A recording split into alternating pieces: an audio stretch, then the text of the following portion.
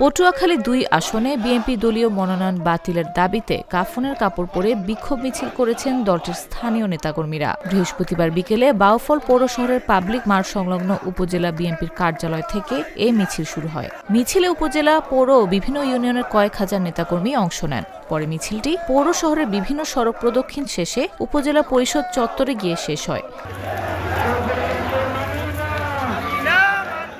নেতৃত্ব দেন উপজেলা বিএনপির আহ্বায়ক আব্দুল জব্বার মৃধা।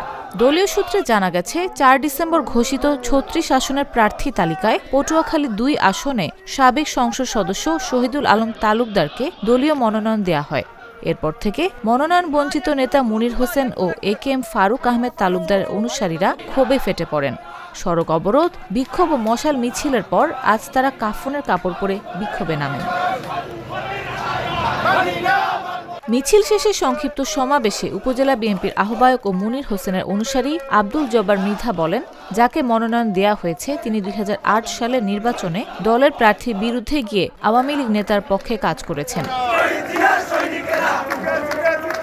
স্থানীয় নির্বাচনে নৌকার প্রার্থীদেরও সমর্থন দিয়েছেন। গত ১৬ বছর দলীয় আন্দোলন সংগ্রামে ছিলেন না। তৃণমূল বিএনপি তাকে কোনোভাবে মেনে নেবে না। আমরা এই মনোনয়ন বাতিল দাবি করছি।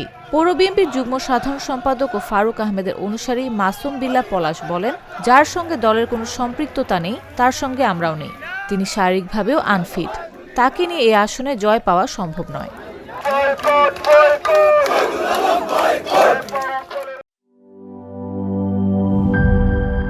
চকলেটে একাকার হয়ে ওঠা প্রাণ লেয়ার সম্পর্কের মিষ্টি ম্যাজিক।